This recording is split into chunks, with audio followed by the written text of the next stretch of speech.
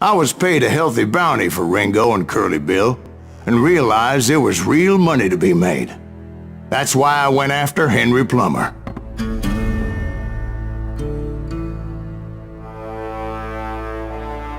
Now, wasn't he the sheriff who augmented his income by shaking down miners and robbing gold shipments? That's the one. Oh yeah, I remember him. He ran that gang of thieving outlaws called the Innocents. So it's true that you went toe-to-toe with him? Indeed I did, son. Indeed I did.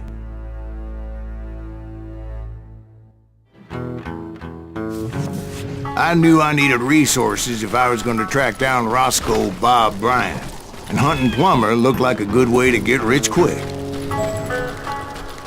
As the local vigilantes exposed him as the leader of the bandits, and put a generous price on his head. Plummer rallied his gang to plunder one last gold mine before making their escape, and that's where I thought I'd find him.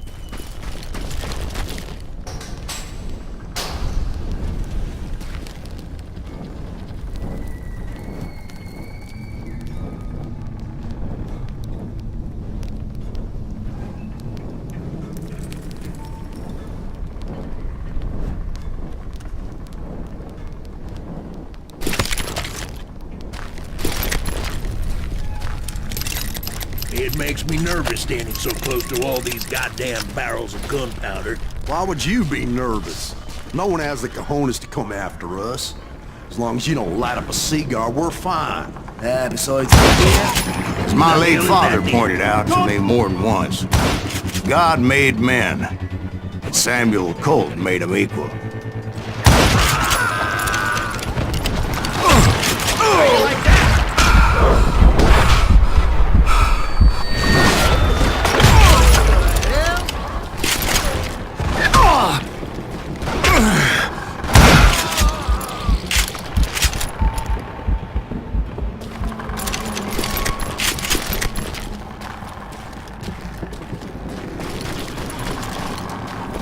I knew that dynamite wasn't mine, so I decided the polite thing would be to return it.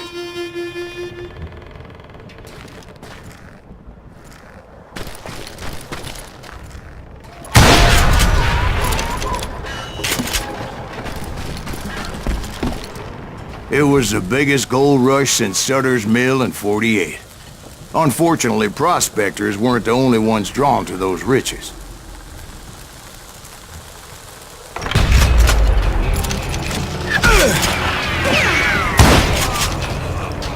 There were thieves and killers, robbing travelers and hijacking gold shippers.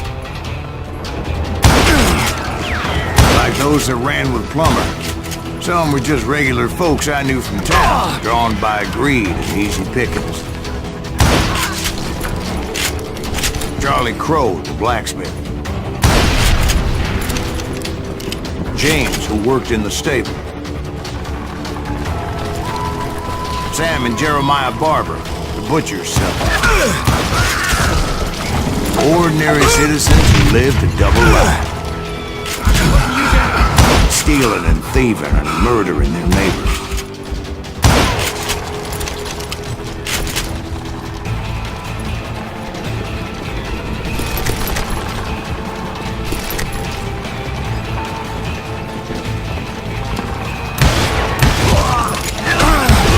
The rest were veterans of the Civil War.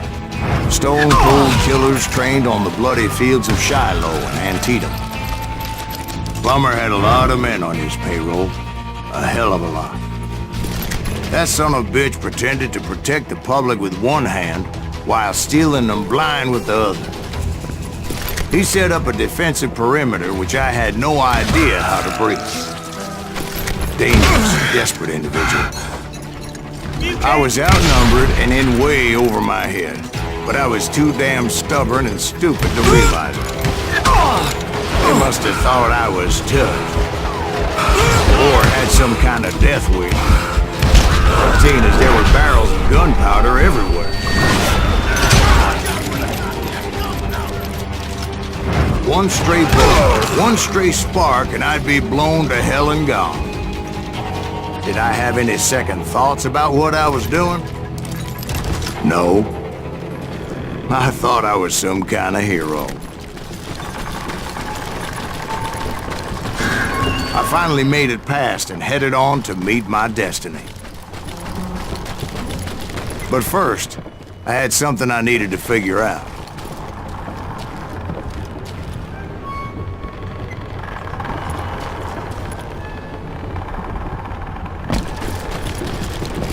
I had a few ideas on how to get into that mine, but once I made my decision, I knew there was no turning back.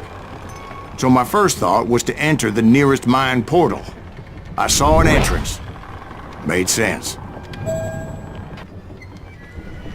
It was the quickest way in, but that also made it more dangerous, as there would undoubtedly be enemy pickets posted along the way.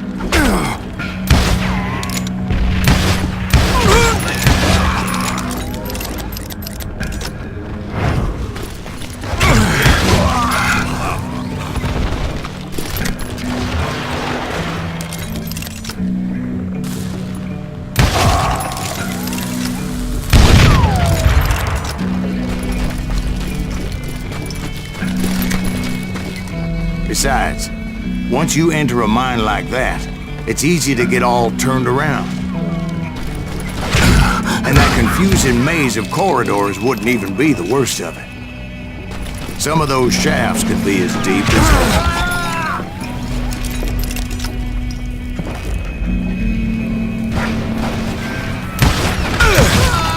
a single stumble or misstep can easily end in a deadly plunge to oblivion.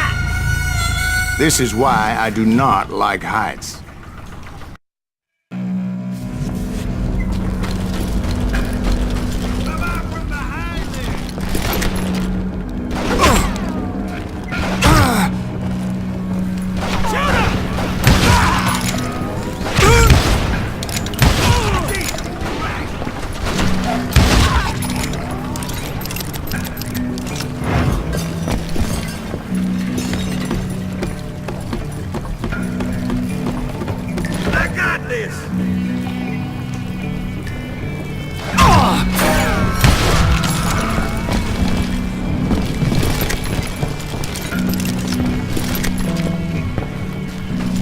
Quick reflexes often make up for a lack of common sense. Luckily, I was never one to be easily bushwhacked.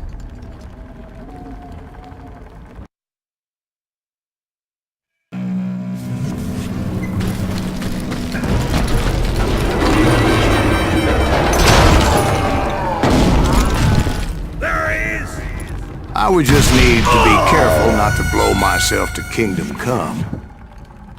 All it takes is one tiny spark, and boom. Surprise!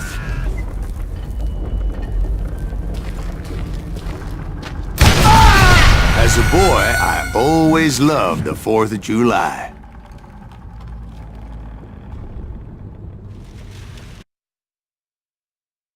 Get him!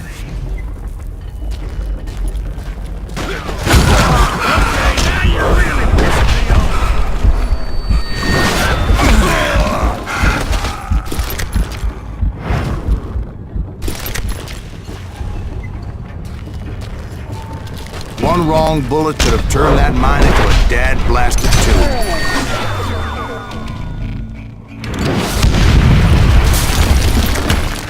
I freely admit that my plan of attack was not just moronic, but clearly insane.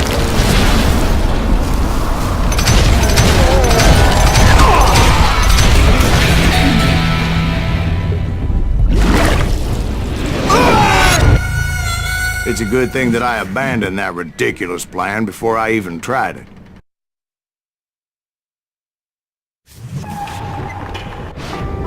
Instead, I spotted a ladder, a way into the mine from the opposite side.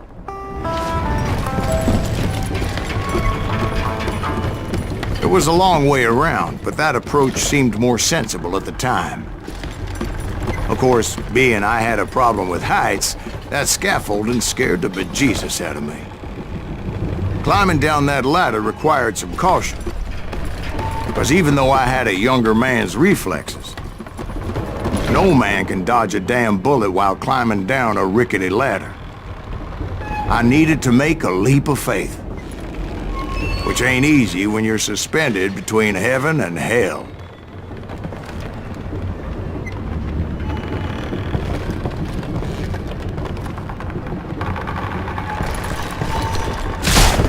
I was determined not to give up, however. As Sheriff Plummer seemed quite the despicable character. When the vigilantes discovered what the sheriff was up to, people were outraged. That 10,000 they put on his head would go a long way to helping me find old Bob.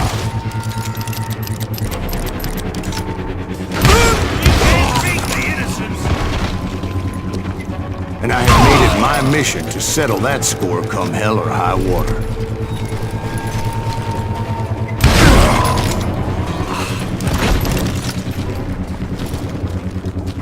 But first, I would have to make a choice. Take the elevator or climb the ladder.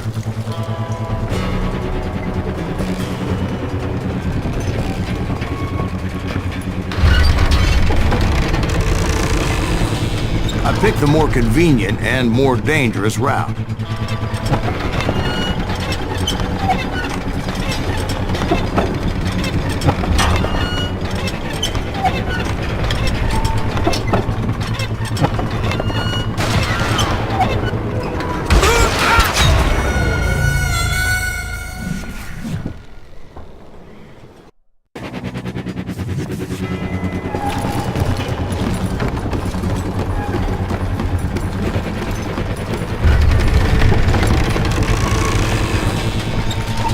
I wanted to use the element of surprise. Plus, I figured I could use the exercise. I was warmed up already, so what the hell?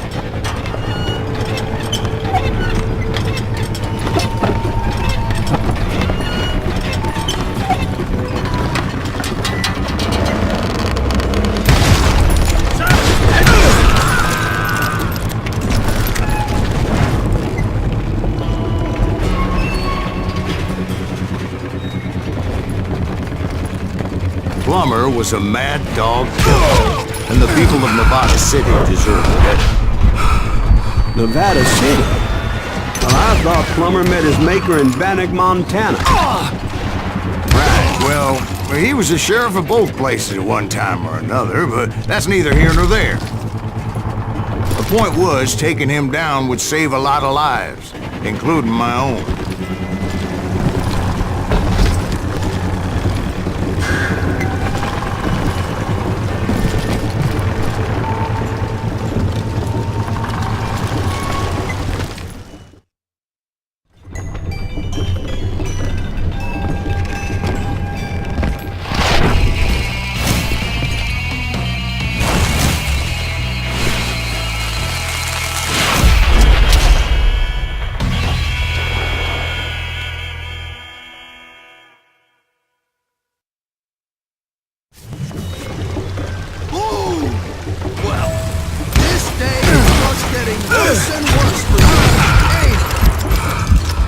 Plummer was clearly unhinged, and I could see right away that this was going to take some doing. No blood money for you today! That's this, you son of a bitch!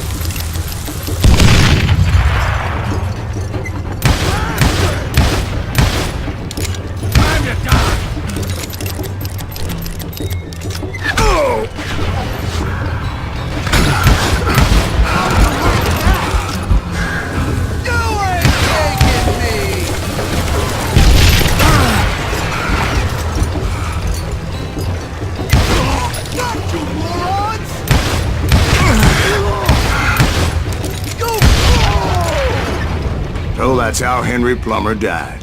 Him and his crew were worth their weight in gold. So, did you finally go after that Bob feller? Well, I heard word he was in Kansas with John Wesley Hardin. So that's where I went. Where in Kansas? Abilene. Why do you ask, Ben? No reason. Was Hardin as fast as Ringo? Ringo was fast, but John Wesley was as fast as the devil himself.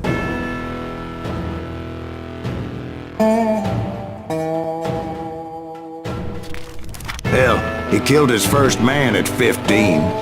From that day forward, he had a price on his head and wouldn't back down for nobody, not even Wild Bill Hickok himself. I dodged death many a time, and that night in Abilene was no different.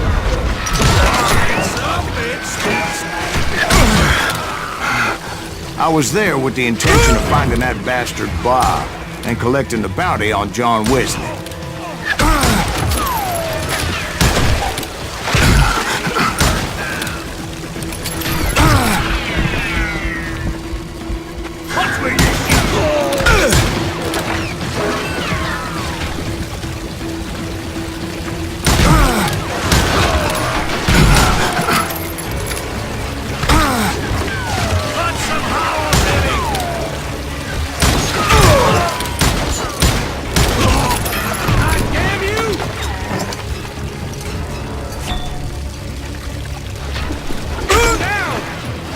I thought the Texas Rangers got Hardin. Yeah, that's what they want you to believe.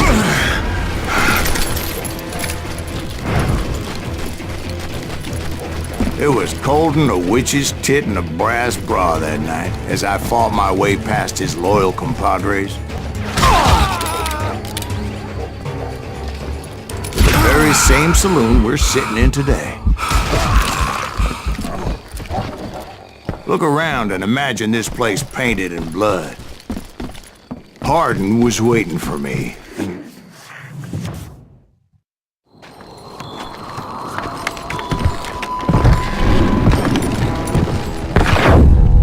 Wait, I'm jumping the gun here. Let me back up and give you some background on this sumbitch. He deserves that much. Don't you think so, Ben?